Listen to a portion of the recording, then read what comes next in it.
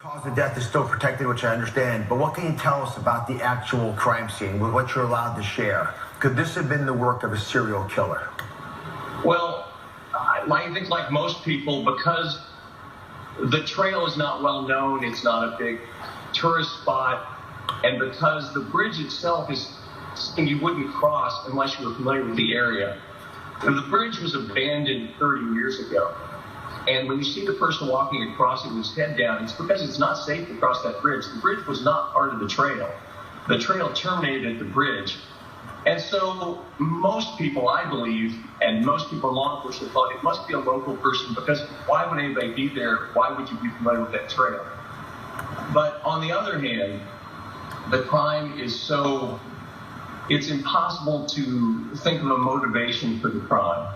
Generally, when you have a murder in rural Indiana, Carroll County, the motive was obvious, the suspect was obvious, and in this case, the two girls were murdered.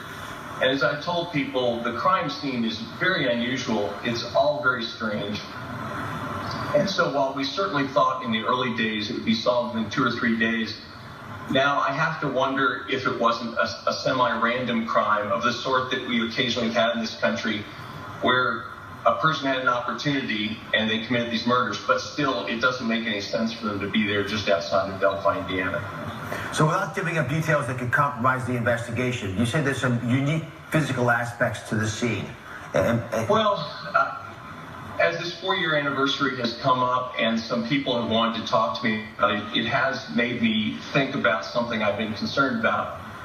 Besides the fact of the video and the audio, which is amazing evidence to have from a crime scene, as I've told people, if you had arrived at this crime scene where the girls' bodies were found, there were 3 or 4 physical characteristics of the crime scene that you absolutely would take pictures of.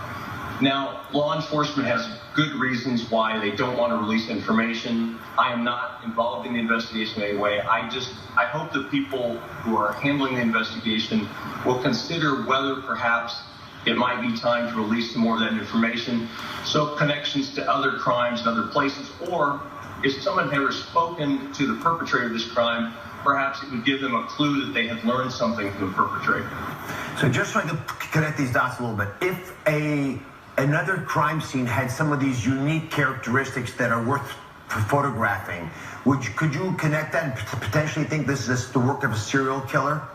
I think so. I'm no expert on serial killers, but I can tell you in the early days of this investigation, of course, law enforcement, the FBI, the Indiana State Police, the Carroll County Sheriff's Department were looking for crimes in other locations that might have similar characteristics.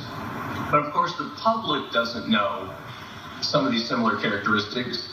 And even then, the characteristics they were looking for tended to be more general things than the items I'm talking about. And I'm not certain of the exact significance of these things, but they are very unusual. As a former prosecutor, are you confident this case will be solved? That's the real question our audience has.